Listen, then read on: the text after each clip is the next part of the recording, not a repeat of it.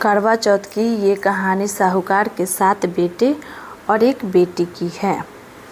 एक साहूकार के 7 लड़के और एक लड़की थी। साहूकार के बेटे अपनी बहन से बहुत प्यार करते थे। साहूकारनी के साथ उसकी बहुओं और बेटी ने भी करवा चौथ का व्रत रखा था। चौथ का चांद में चांद देकर ही व्रत खोला जाता है।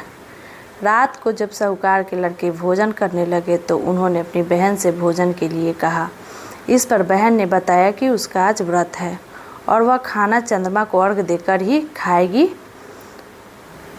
सबसे छोटे भाई को अपनी बहन की हालत देखी नहीं गई और वह दूर पेड़ पर एक दीपक जलाकर चलनी की ओट में रख देता है। दूर से बहन को दिखता है कि चलनी की ओट में रखा दीपक चांद की तरह लगता है। ऐसे में वो ऐसा लगता है जैसे चतुर्थी का चांद हो।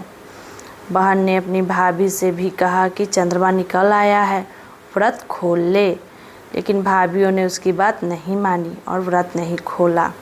बहन को अपनी भाइयों की चतुराई समझ में नहीं आई और उसने दीपक को ही चांद मानकर अर्घ दे दिया और खाना खाने लगी। जैसे ही वह पहला टुकड़ा मुंह में डालती है उसे छींक आ जाती है, दूसरा टुकड़ा डालती है तो उसमें बाल निकल आता है और तीसरा टुकड़ा मुंह में डालते ही पति की मृत्यु का समाचार उसे मिलता है। वह बेहद दुखी हो जाती है। उसकी भाभी सच्चाई बताती है कि उसके साथ ऐसा क्यों हुआ।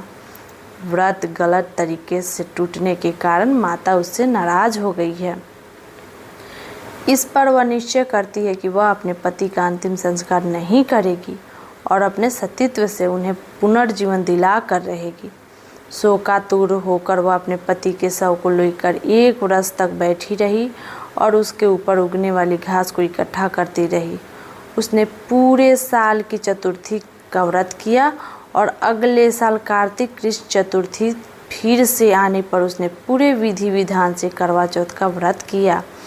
शाम को सुहागनों से अनुरोध करती रही कि यम सुई ले लो, पिया सुई दे दो, मुझे भी अपनी जैसी सुहागिन बना दो।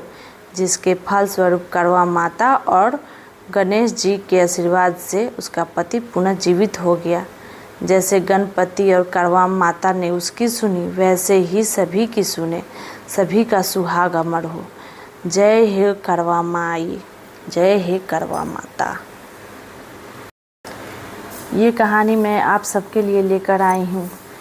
तो ये कहानी आप सबको कैसी लगी कमेंट बॉक्स में ज़रूर बताइएगा और चैनल को लाइक एंड सब्सक्राइब ज़रूर करें, बेल आइकन को दबाना ना भूलें। Thank you.